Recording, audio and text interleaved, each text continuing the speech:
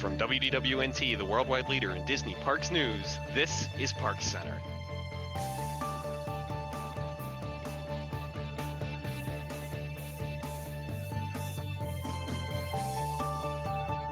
Hello, everybody. Welcome to another edition of ParksCenter. My name's Ben, and I'm going to be your host for the week, as always. Going around here introducing everybody here who's going to be here with me. We have Whitney. Hi, guys. Tyler. Oh, Jill. Hello. And Jason. Hey, howdy, hey. Alrighty, folks, let's get things rolling here with our first topic of the night, ducks and dinos. So DINO-BASH is going to become a permanent addition to Animal Kingdom here, which comes as a bit of a surprise given that it hasn't even opened yet. It's going to be opening on May 25th, and while it's currently advertised as a temporary addition, it looks like it's going to become permanent if successful. What do people think it is going to happen here? Is this going to actually become permanent? Is it going to be successful in the first place? It's certainly going to bring people in on that temporary basis. I want to see them tattoo "It'll be here forever" on that guy's arm when they close DINO-BASH in like 5 years.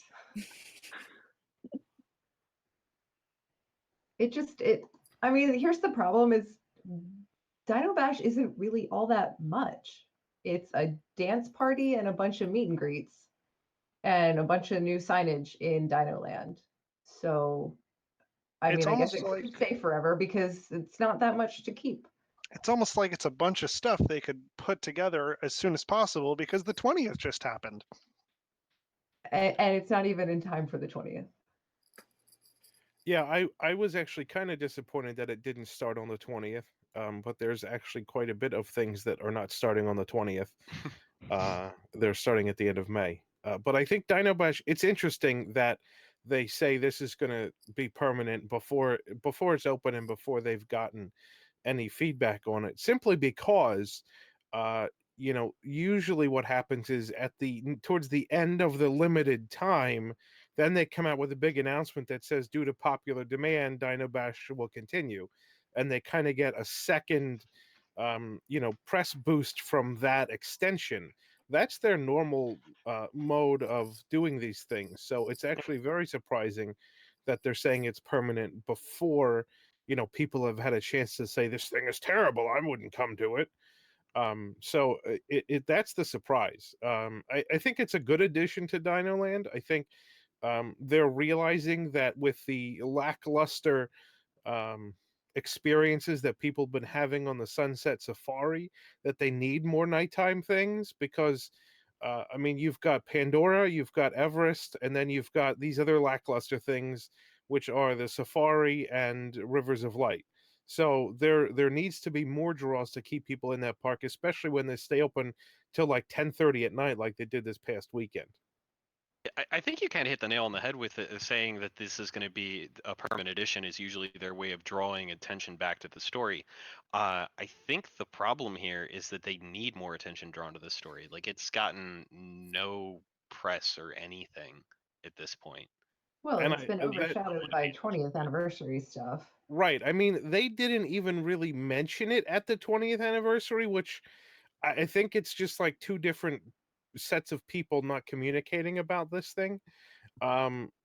They do need to hype it up more. That's definitely the case. And why they're not, I don't know. I just find the concept of sorry, go on. I was just going to say, I think it's a good replacement for Flick and Louie and Baloo leaving. Yes, they definitely to add need more character meet and greets mm-hmm. back to Animal Kingdom. And I'm super excited to see Disney Afternoon. Yeah, I think this is actually one of the key components of this is the character meet and greets, because these are characters that haven't been seen in like forever. Mm-hmm. So that aspect is certainly a test to see whether people go wild about these characters and the meet and greet opportunities. That's a key component of it. I think that's going to happen. I think that alone may be the most popular aspect of DINO-BASH altogether. Although in that respect, it would have been so cool if this had been a Disney Afternoon takeover of Dinoland. Yeah, because it's so much duck. They've already got Chip and Dale in DINO-BASH. that would have just been opening for Rescue Rangers, and then they wouldn't have had to get rid of Baloo because they could have kept him for Tailspin. So Yep. I think that would have been an even better, cooler thing that I think would have drawn a lot of us, Gen Xers who kind of grew up on Disney Afternoon. Yeah, that agreed. And speaking of things that could have been better and cooler, Animal Kingdom's 20th. Uh, from what I've seen and heard, it was a little lackluster. I believe Jason was actually there for the event, right? I was there. Yep, I was there on Saturday and Sunday this past weekend. So Sunday was the actual 20th anniversary. I was there all day Saturday too to see what was going on. You'll see we have video of the ceremony. That ceremony was originally supposed to be in front of the Tree of Life, and the weather prediction wasn't great. So we had thought that they moved it inside Festival of the Lion King Theater, Harambe Theater, because the weather wasn't supposed to be great.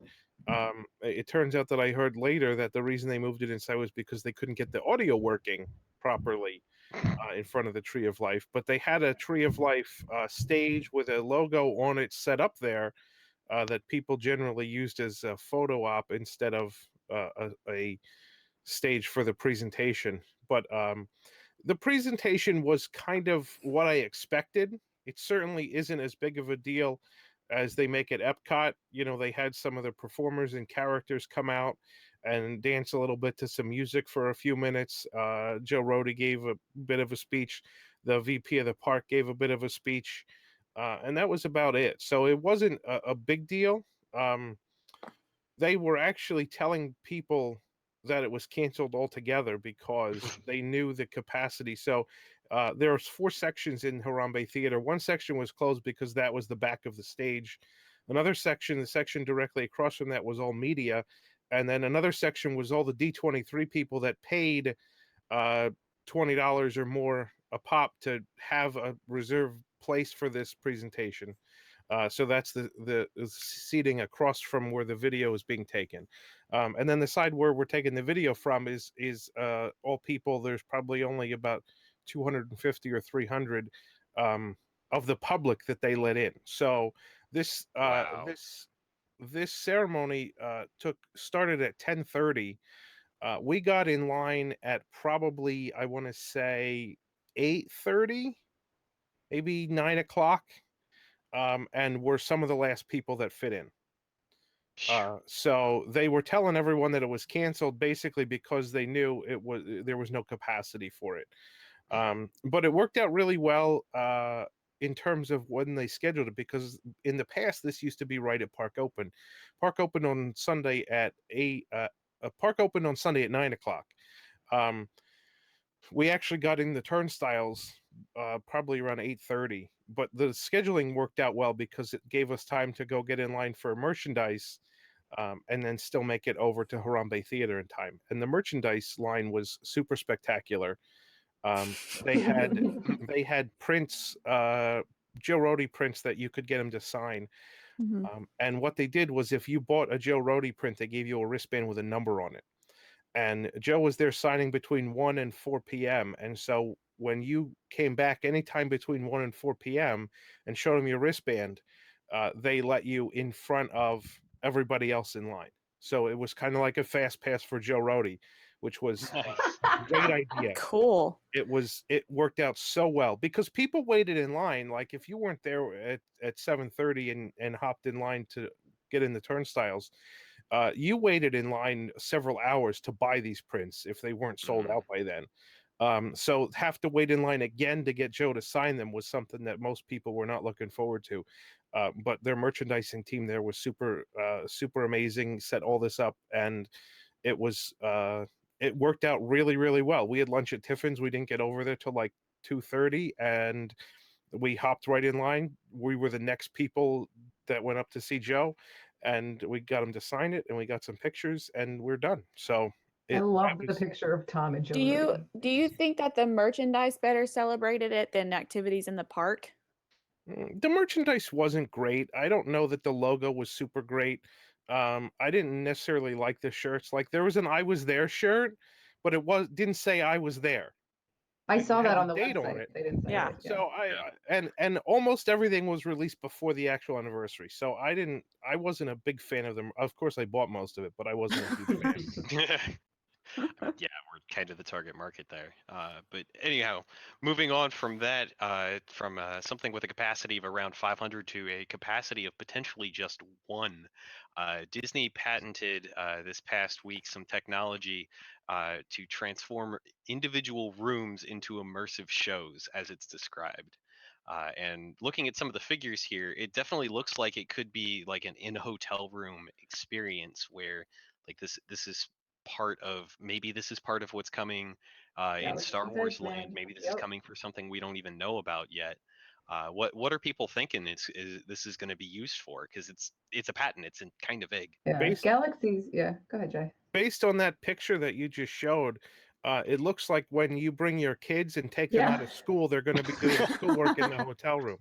Yeah, it's like Uh, a It's like a chalkboard up built-in on the wall. babysitter in your hotel room. How perfect is that? I've done that. It's not fun. No, I thought Star Wars because it feels like a lot of the more interesting cutting edge technology patents they've been filing lately have all had Star Wars obvious applications, like the augmented reality where you get a physical lightsaber hilt, and then through your mobile device you see the projection of the lightsaber. Those sorts of things all seem very oriented towards what they seem to be billing Star Wars Land as, which is this hugely immersive experience. How much more immersive can you get than your hotel room feels like it's a room on a starship somewhere on, a room in the Millennium Falcon? How cool would that be to stay there? And they can do it with this augmented reality or this technology. Now, what's kind of strange though is I don't even think they're for sure where they're going with it, because when I was pouring through the patent, part of it said that they still encourage guests to get out and go into the parks. But then if you keep reading down, it says that they want to provide everything in your room. Like How you could far watch the away? fireworks from your room, and it can show you, you can be like in your favorite dining restaurant while in your room. How far away from a holodeck is this? I was gonna say it's very holodeckish. Yeah. I think we're about a treadmill and a VR headset away at this point. I'm what taking it. Just give me a treadmill and a VR headset here, and I'll feel like I'm in Disney every day. what's I think very noteworthy about this is that I believe, and this is sort of educated speculation on my part, I believe the Star Wars hotel rooms are not going to have windows. They're all gonna be Right. screens. That's what Oh. it looks like. Yeah. Yeah. So this is part of a larger thing that they're going to do at that hotel, because obviously, if you're at a regular hotel and you walk out on your balcony and you see the pool or some trees, that's fine because you're at a regular hotel. The Star Wars hotel is not a regular hotel. You're supposed to feel like you're in a Star Wars, setting, and so Mhm. there's no way that you could walk out of your hotel and look at some cars on the road and look over into studios, because that's what you'll be facing. So this is part of that bigger picture thing to make that hotel more immersive than just any old hotel.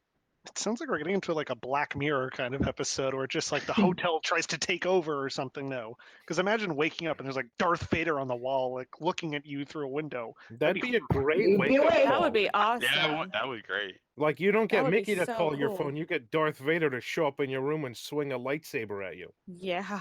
But That's little one way to kids, wake up. it's for the Well, little and they kids. have it too in the patent that you can program your alarm clock to certain scenes. So maybe you That's can do awesome. something like that. That would be really cool. If you're paying that much money to stay there, that would be a really neat way to be woken up. Oh, for Stay there at your sure. window. So moving from haunted hotel room to haunted mansion, one of our bigger stories this week was Neil Patrick Harris spending over $172,000 on one of the pictures from the haunted mansion stretching room. Let me pull that up real quick so I can share that with you folks. But it's actually pretty cool. The one of the things I really find stunning about this whole story is just how much of a Disney Parks nerd Neil Patrick Harris is. Like, I know Right. we've heard a little bit about this before, when he got to do the voiceover for California Screamin', and he talked about how he had always wanted to be in a Disney attraction. And it's not surprising that Mansion is his favorite, considering he's got a background in like stage magic. So that I think this is just really cool to see him nerd out about this. So Neil Mhm. Patrick Harris, $172,000 in Neil Patrick Harris dollars. It translates into how much in like our dollars? Like Like a $200 pizza. maybe? Like a pizza. 172. Yeah. That's what I'm thinking. Here's what I find. I think people find it particularly gratifying when a celebrity loves the same things they love and with the depth that they love it. That's it. Not just another person that you can geek out about it with, but it's like, hey, now I know if I ever met Neil Patrick Harris, we could talk about Disney. But I love that he talked about it. I love that he gushed about it on a late night talk show. And Yeah, it's put weird that to kind of see money into it. people talk about it outside of like the shows we're doing here. Like we Mhm. can nerd about Disney and we understand what we're all talking about, but like half the people in that audience, do they even know what Haunted Mansion is? It's always weird to hear that. It's like someone talking about Star Trek or something. This just Yeah, makes me it's want to like we know. have our own late night talk show where we do this all the time, but no, he Right. went on a real late night A talk A show real and talked live about it. person. I want to know I mean- what other celebrities have cool pieces of Disney now. Like, I want to find out that Patrick Warburton has like one of the animatronics from Kitchen Cabaret in his basement or something. John gonna say- Stamos. Yeah, he's another big Mhm. one. I thought you were gonna say Patrick Warburton has one of the Soarin' like rigs or Or contraptions. that. Oh, he's got the erector set. He Hey, Ryan Gosling has an annual pass to Disneyland. And plus, this is stuff we wish we could have. So to know that it's at least being appreciated by somebody we think is Yeah. pretty cool, like Neil Patrick Harris, is better than thinking like some, stuffy executive with like money to waste just bought it eBay for the resell sake. or something like that. Right. Yeah. I want to know where Somebody that wouldn't was appreciate it. available. The actual painting itself, like what app or whatever was he buying it from? Like remember It's when they the sold Van all Eaton the Hollywood auctions. studio stuff? Van It's the Eaton Van is Eaton auction. Van Eaton has auctioned off quite a bit of stuff in recent months. They had They were just the ones had that had the one. big auction of Mhm. they were the Of ones that had Tower. the big auction of stuff from the Tower of Terror in DCA. Yeah, that's what I thought. I think they have a Raleigh Crump auction right now. And they just This they stuff just that they have auctioned the now is Ellen all- DeGeneres animatronic. Mhm.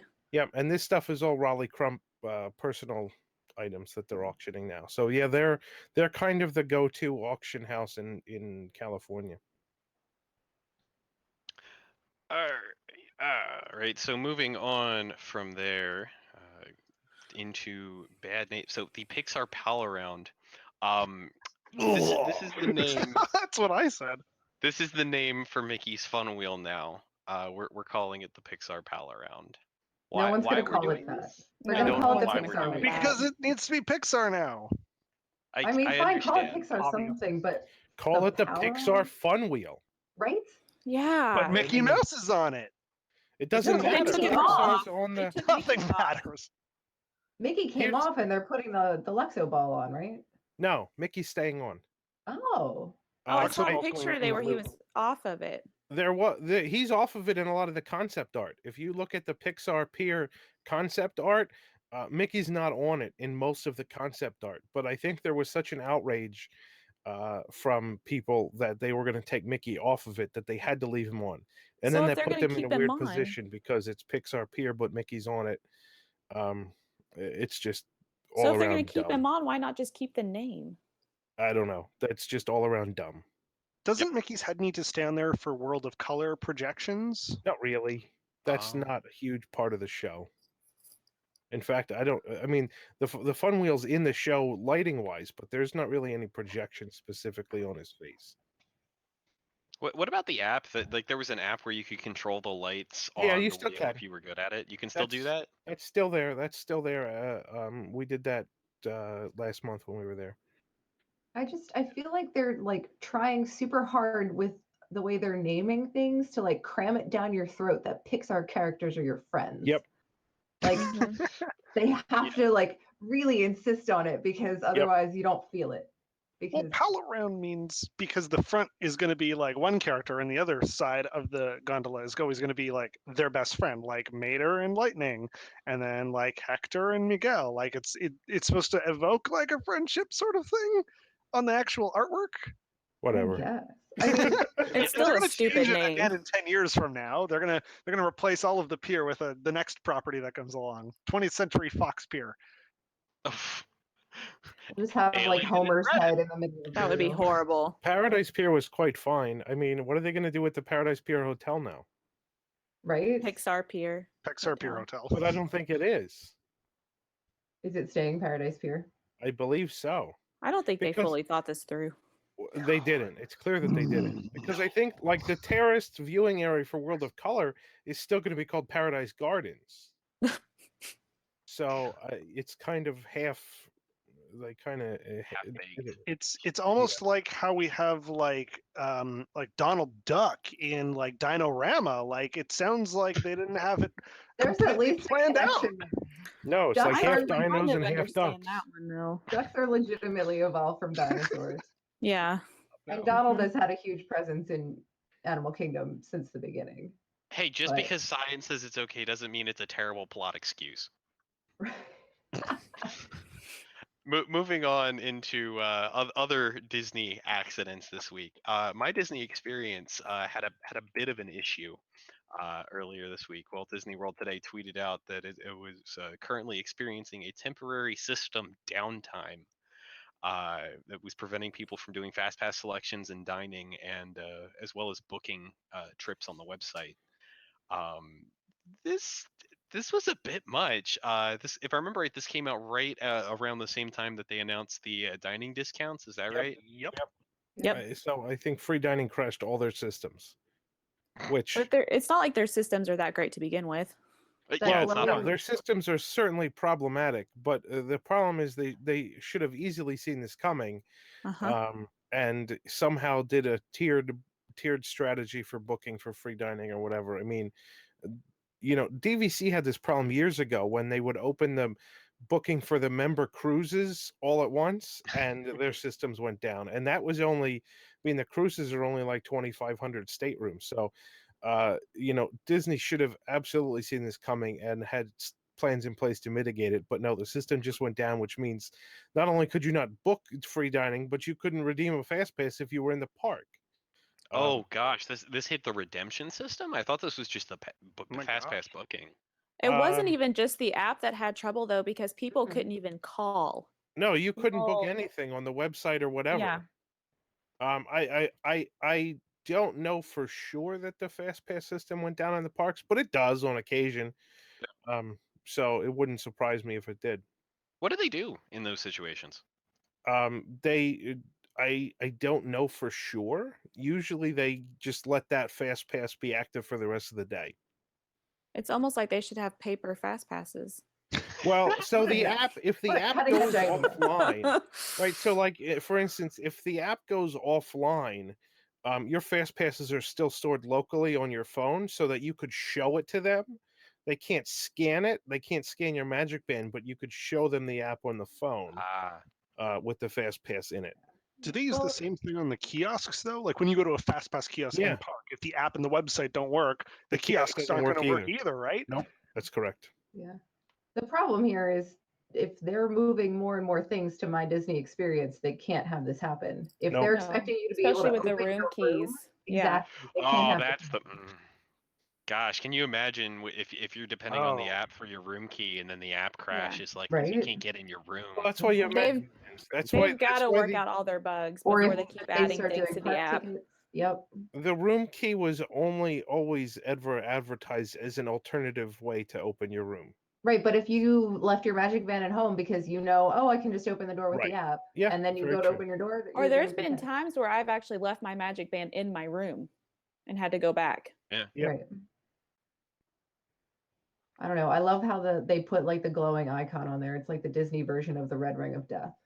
Oh gosh. No, it's the app has been a problem, and the app has never worked as well as it needs to work. At some point, they just got to get these people to do it better. Yeah. Yeah, agreed. Do it better, Disney.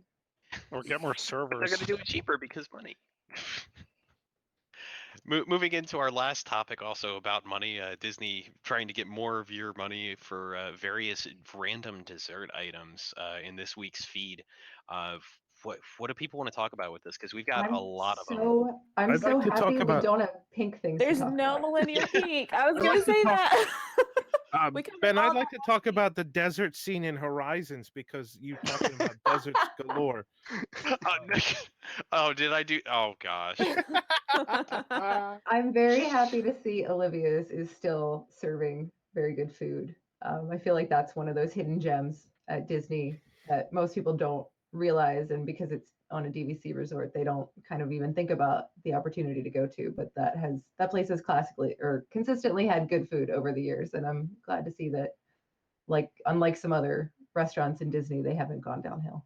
So I wanted to talk a little bit about the special tasting menu at Tiffin's for the 20th anniversary.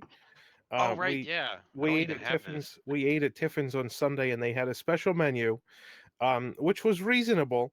The best part of it, and Tom tweeted a picture of this. The best part of it was that they had sponsor names on the front, and one of the sponsors was Uncle Ben's Rice.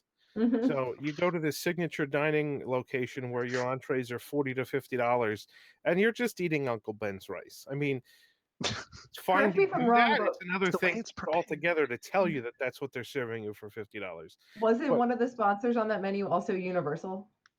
No, there was an alternate reality version of that which had Universal Studios and Spam as sponsors. That was Okay. one that someone created, Okay. not the actual one. But the tasting menu was interesting. I thought it was pretty good. What was most attractive about it was that it was only $35. So for $35, you got a salad, which was either a green salad or a compressed watermelon salad, which I could talk about too if we have time, but it was weird. And then you got a salmon, chicken, or beef entree, and then you got a dessert, and the dessert was really weird too. But all of that for $35 at Tiffin's was a heck of a steal. There we go. I got the menu up. Beautiful. So the watermelon was it was a compressed watermelon, which I don't even know what that is, and then it was pickled watermelon rind, which was super good. It was so tangy sour. It was fantastic. The salmon we were told the salmon was like to die for, and it wasn't that great. The beef was actually much better than the salmon, in my opinion. The Korean melon mousse was such a weird dessert because it wasn't sweet at all. It was almost like a savory dessert with some sweetness to it, and it was interesting. Some people liked it, some people didn't. How big were those plates though? If it was a tasting menu. The entree was the salmon was 4 ounces. The beef portion was 6 ounces. Not bad. So it was a reasonably full-sized entree. Yeah, I mean the salad was kind of small, but the entree was full size. All right, folks. Well, I'm going to have to cut this off for the week because we've been going for quite a while. Thank you all for watching ParksCenter this week. A couple things to remind you about before we get out of here.